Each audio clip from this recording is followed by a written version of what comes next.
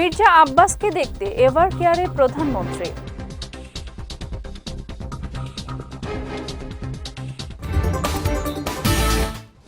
জুলাই সনদ নিয়ে অহেতুক সৃষ্ট বিতর্ক, কার্যকর সংসদের ক্ষেত্রে চ্যালেঞ্জ বললেন স্পিকার। এবং ঈদ যাত্রা নির্বিঘ্ন রাখতে সর্বোচ্চ প্রস্তুতি নেওয়া হয়েছে জানালেন রেলমন্ত্রী।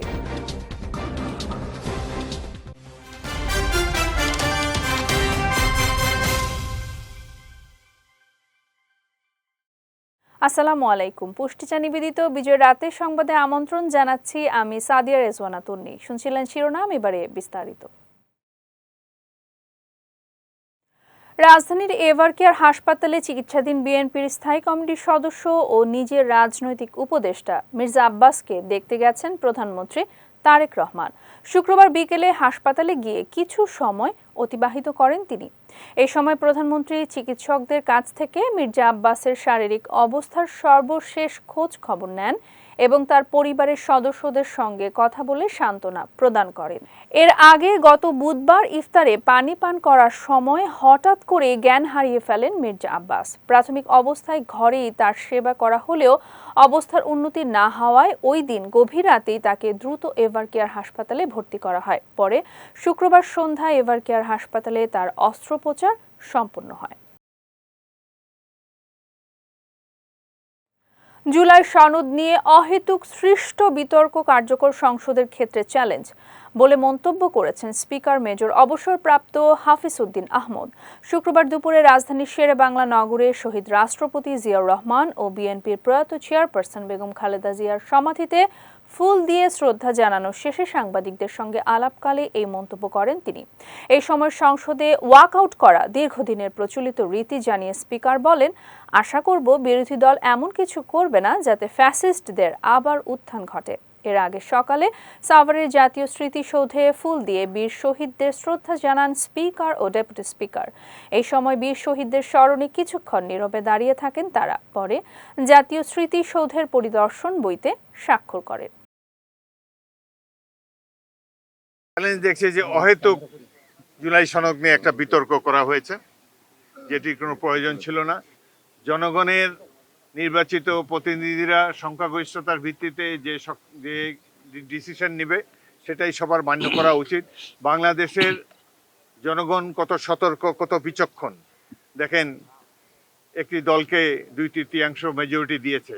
এই 2/3 সংখ্যাগরিষ্ঠতা যদি না থাকতো, জনগণ না দিত, তাহলে আগামী দিনগুলো হতো ঝঞ্ঝা বিক্ষুব্ধ একটা বেসামাল সংসদ এবং জনগণের মধ্যে, রাজনৈতিক দলগুলোর মধ্যে নানা ধরনের বিশৃঙ্খলা শুরু হতো।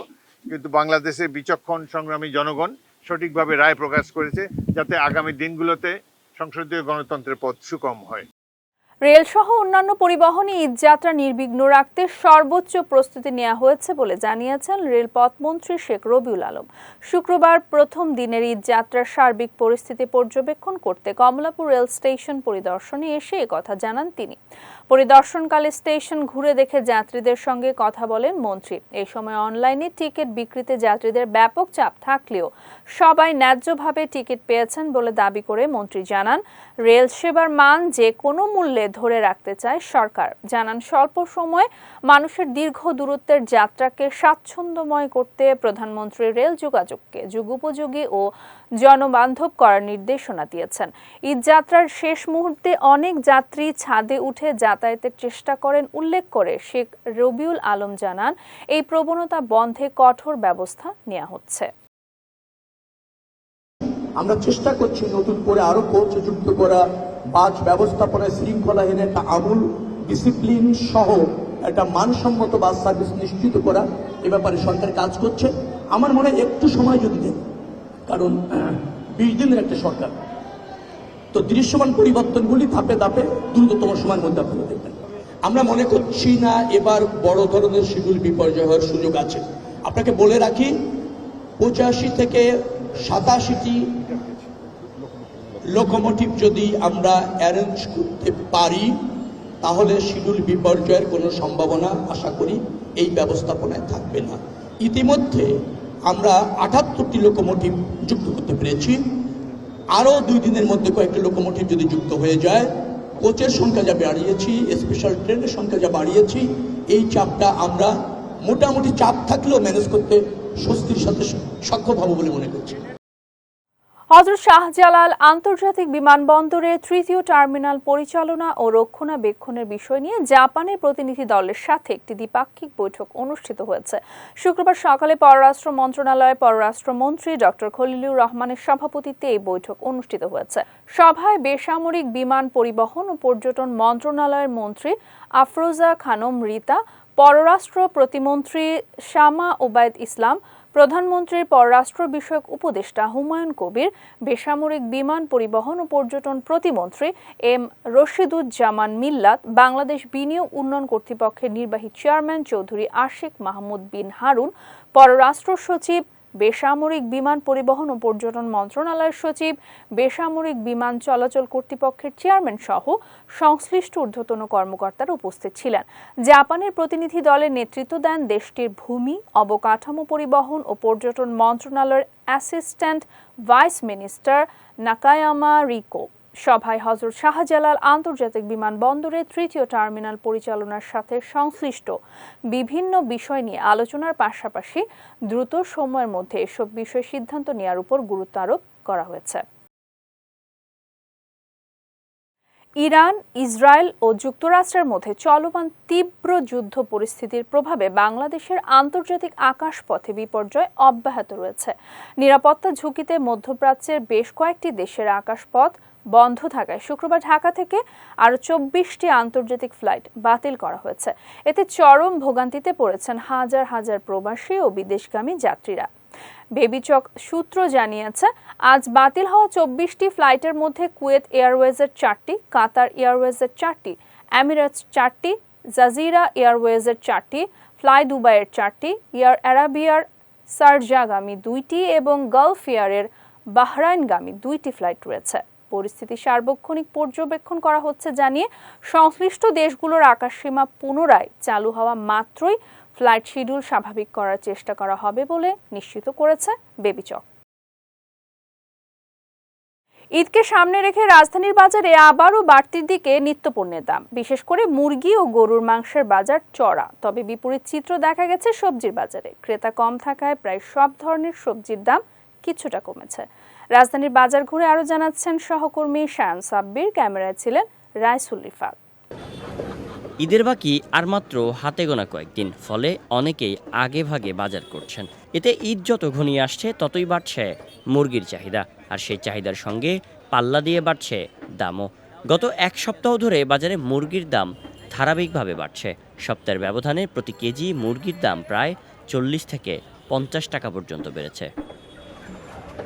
মুরগির এমন চড়া দাম নিয়ে বিক্রেতারা বলছেন, ঈদের আগে সাধারণত মুরগির চাহিদা বেড়ে যায়, কিন্তু এবার সেই চাহিদার তুলনায় সরবরাহ কিছুটা কম থাকায় দাম বাড়তি। এদিকে বিক্রেতাদের এমন যুক্তিতে ক্রেতারা বলছেন, ভোক্তা অধিদপ্তরের বেঁধে দেয়া দামের সঙ্গে মিল নেই বাজারে। গরমিল পাচ্ছি হচ্ছে ওখানে দেখাচ্ছে হচ্ছে 180 থেকে 190 প্রতি কেজি। এখানে আমি যখন আসছি তখন দেখাচ্ছে 260 করে পার কেজি। মুরগির বাজার বাড়ার উদ্দেশ্য হলো যারা মাল আনতেছে তারা বলতেছে যে তেল আছে না, তেলের দাম বেড়ে গেছে, বাইরে যাওয়াতে গাড়ি ভাড়া বেড়ে গেছে, এই জন্য মুরগির দাম বেড়ে গেছে। এরপরে ঈদের একটা গ্যারান আছে, ঈদ যে মুসলমানের বাংলাদেশের এটা একটা গ্যারান, এটার দামে বাড়ে অটোমেটিক। বাজারে মুরগির পাশাপাশি বেড়েছে গরুর মাংসের দামও। বাজার ঘুরে দেখা গেছে মানভেদে গরুর মাংস কেজি প্রতি বিক্রি হচ্ছে 750 থেকে 800 টাকায়। তবে মুরগি ও মাংসের বাজারে অস্থিরতা থাকলেও কিছুটা স্বস্তি মিলছে সবজির বাজারে। বর্তমান সবজির বাজার ঈদের আগে দাম কম আছে, কিন্তু বেচা কিনা কম। মালের দাম কমে গেছে, বেচা কিনা কম হওয়ার কারণ হচ্ছে আপনার এখন মানুষ বেশিরভাগ মার্কেটিং নিয়ে ব্যস্ত। ঈদকে সামনে রেখে অনেক ক্রেতা এখন শপিংয়ে ব্যস্ত, আবার অনেকে ঈদের ছুটিতে গ্রামের বাড়ির উদ্দেশ্যে ঢাকা ছাড়ছেন, ফলে বাজারে সবজির দাম কম। ঈদের আগেই চড়া মুরগির বাজার। মাত্র এক সপ্তাহ ব্যবধানে মুরগিতে কেজি প্রতি দাম বেড়েছে 40 থেকে 50 টাকা পর্যন্ত। ঈদের আগেই হঠাৎ করে মুরগির এই দাম বেড়ে যাওয়া নিয়ে বিক্রেতারা বলছেন, সরবরাহ কম থাকার ফলেই দাম বেড়েছে মুরগির। শায়ান সাব্বির, বিজয় টিভি, ঢাকা। এবারে পুষ্টি চিনি গুঁড়া চাল নিবেদিত জেলা সংবাদ।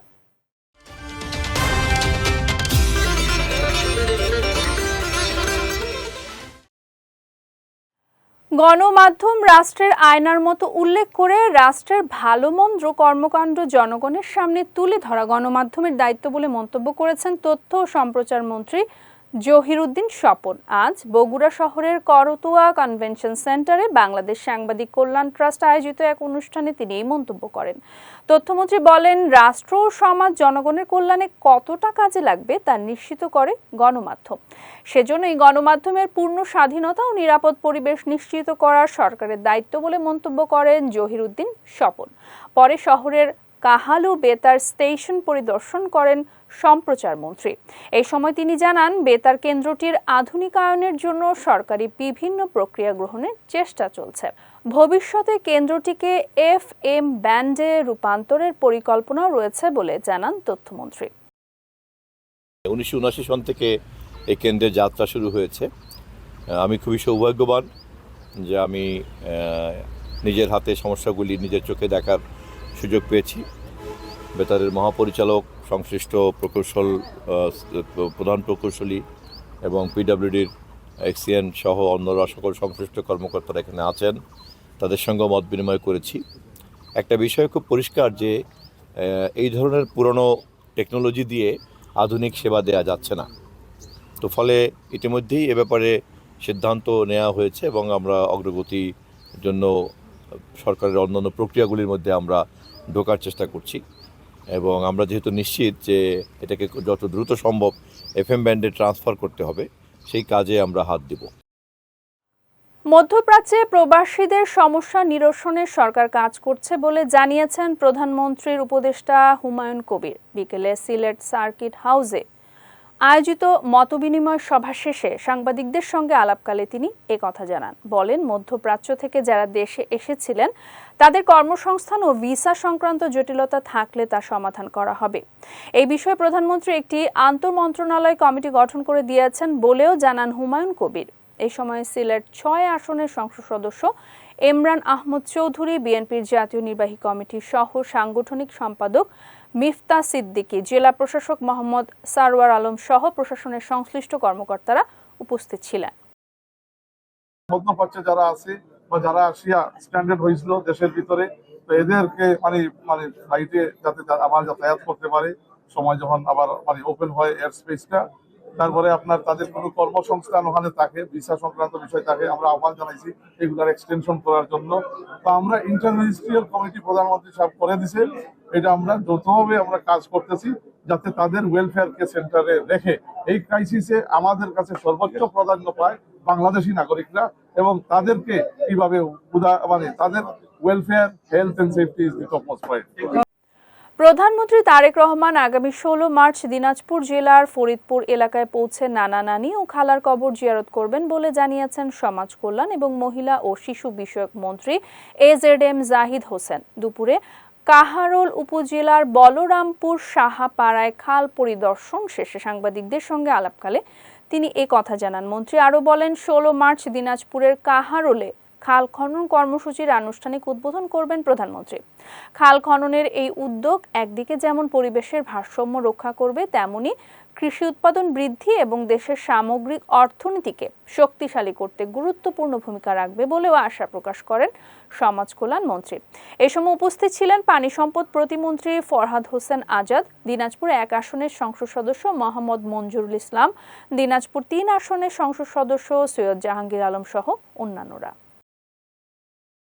রহমান সাহেবের আমলে যে সমস্ত খাল খনন করা হয়েছিল সেই সমস্ত খাল অনেকগুলোই ভরাট হয়ে গেছে এবং এই সমস্ত খাল পুনর্খননের আর কোনো ব্যবস্থা না থাকার কারণে বিগত সরকারগুলো এটার কোনো দায়িত্ব নেয় নাই এবং দেশের কৃষকের যে সেচ ব্যবস্থার উন্নয়ন এবং সর্বোপরি এবং খাল নির্ভর যে একটি অর্থনীতি ডেভেলপ করা যায়, সেটা আপনার হাঁস চাষি প্রতিপালনই বলেন অথবা খালের পাড়ে কোনো ধরনের গাছ লাগিয়ে বৃক্ষরোপণ করা বলেন, মাছ চাষ করেন, সর্বোপরি দেশের অর্থনীতির মধ্যে যে একটা পজিটিভ রোল প্লে করতে পারে খাল খনন এবং পুনর্খনন এবং জলাবদ্ধতা দূর করতে পারে এবং বর্ষাকালে অতিরিক্ত পানি হলে বের করে দেওয়া যায় এবং শুকনার সময় পানিকে ধরে রাখা যায়। এর মাধ্যমে সেচ সুবিধা হয়, গ্রাউন্ড ওয়াটার কম ব্যবহার হবে, সারফেস ওয়াটার বেশি হবে, তাহলে ডিফরেস্টেশন অর্থাৎ মরুভূমি হওয়ার সম্ভাবনা কমে যাবে। 17 বছর দেশে নির্বাচিত সরকার ছিল না উল্লেখ করে পানি সম্পদ মন্ত্রী শহীদুদ্দিন চৌধুরী আনি বলেছেন, এই সময়ের আবর্জনা জঞ্জাল বিএনপি সরকারকে পরিষ্কার করতে হবে। সকালে লক্ষ্মীপুর সদর উপজেলার রহমতখালী খাল, ওয়াবদা খাল, জকছিন খাল ও মান্দারি খাল পরিদর্শনকালে তিনি এই কথা বলেন। মন্ত্রী বলেন, বিগত 17 বছরের জঞ্জাল পরিষ্কার করে দ্রুততম সময়ে নদী ও খাল দখলমুক্ত করা হবে। তারেক রহমানের নেতৃত্বে সকল বিভাগের সঙ্গে সমন্বয় করে এই পুনরুদ্ধার কাজ করা হবে। তবে অবৈধ দখল ও ময়লা আবর্জনা সরানো না গেলে খাল খননের সেই সুবিধা জনগণ পাবে না। সেই জন্য স্বনির্ভর বাংলাদেশ করতে সকলের সহযোগিতা কামনা করেন পানি সম্পদ মন্ত্রী। এই 17 বছর জঞ্জাল আমাদেরকে পরিষ্কার করতে হবে, 17 বছরের আবর্জনা বর্জ্য আমাদেরকে পরিষ্কার করতে হবে। এবং যেহেতু এখন আমরা নির্বাচিত সরকার, তারেক রহমানের নেতৃত্বে সকল কাজ সকল ডিপার্টমেন্টের সহিত সমন্বিত করবই। পাশাপাশি যারা দখল করে আছেন, যাদের বিশেষ প্রয়োজন সহযোগিতা করার, সকলের আন্তরিকতা সহযোগিতার মধ্য দিয়ে আমরা এই যে একটা দেশপ্রেমিক সরকার হিসাবে জনগণের স্বার্থে জনগণের পাশে থেকে কাজ করা, সেই কাজগুলো আমরা হাতে নিয়েছি। আশা করি সবাই আমাদেরকে আন্তরিকভাবে সহযোগিতা করবে। আমার দৃঢ় বিশ্বাস, এই কাজগুলো যখন আমরা কন্টিনিউ করব, আমরা সেই উপকার সেই সুবিধা জনগণের দ্বারা আমরা পৌঁছে দিতে সক্ষম হব। এবারে পুষ্টি নিবেদিত আন্তর্জাতিক প্রসঙ্গ।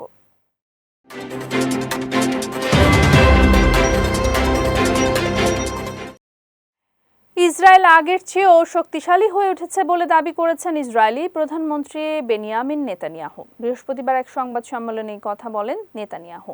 এছাড়া ইসরায়েলি হামলা ইরানের শীর্ষ পরমাণু বিজ্ঞানী নিহত হয়েছেন এবং Islamic revolutionary guard corps IRGC এবং বাসিজ বাহিনীর মারাত্মক ক্ষতি হয়েছে বলেও দাবি করেন মধ্যপ্রাচ্যের কসাই খ্যাত নেতানিয়াহু। তার দাবি, গত 28 ফেব্রুয়ারি হামলা ইরানকে তার পারমাণবিক ও ব্যালিস্টিক প্রকল্পগুলোকে ভূগর্ভস্থ স্থানান্তরে বাধা দিয়েছে। আর ইরানি নবনির্বাচিত সর্বোচ্চ নেতা আয়াতুল্লাহ মোজতবা খামেনি এবং হিজবুল্লাহর নেতা নাইম কাশেম সম্পর্কে জানতে চাইলে নেতানিয়াহু বলেন, এই দুই ব্যক্তির জন্য কোনো লাইফ ইন্স্যুরেন্স নিতে চান না তিনি। এছাড়া খামেনিকে রেভলিউশনারি গার্ডদের পুতুল আখ্যায়িত করেন তিনি। যাচ্ছি পুষ্টি ড্রিঙ্কিং ওয়াটার নিবেদিত খেলার সংবাদে।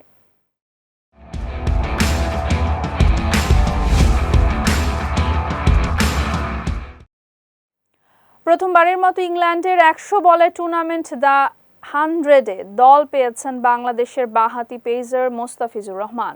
এর মধ্য দিয়ে দেশের ক্রিকেটের জন্য নতুন ইতিহাস রচনা হলো। দ্য 100-এর দল বার্মিংহাম ফিনিক্স মোস্তাফিজকে 1 লাখ পাউন্ডে কিনেছে, যা সর্বোচ্চ ভিত্তিমূল্যের মধ্যে দ্বিতীয়।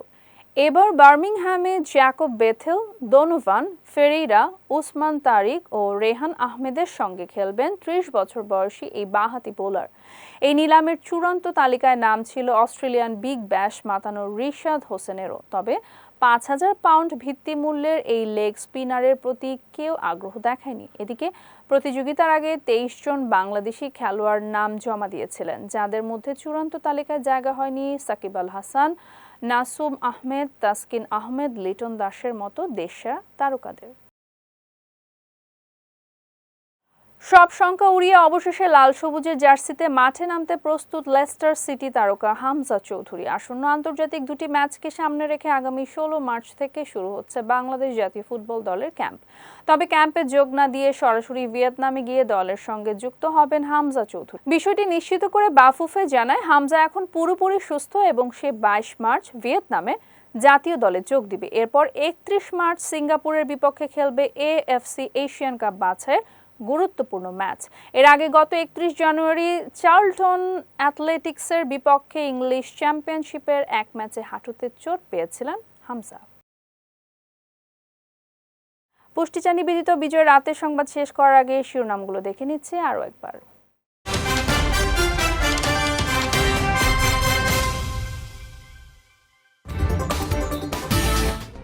মির্জা আব্বাসকে দেখতে এভার কেয়ারে প্রধানমন্ত্রী।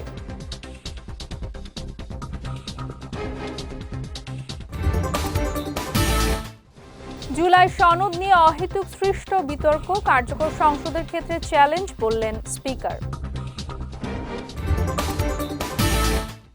এবং ঈদ যাত্রা নির্বিঘ্ন রাখতে সর্বোচ্চ প্রস্তুতি নেওয়া হয়েছে জানালেন রেলমন্ত্রী।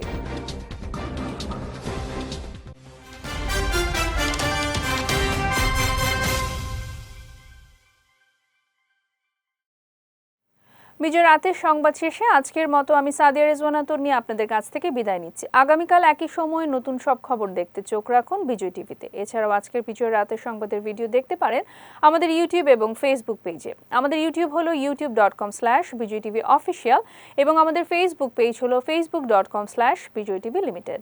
এতক্ষণ সঙ্গে থাকার জন্য ধন্যবাদ সবাইকে।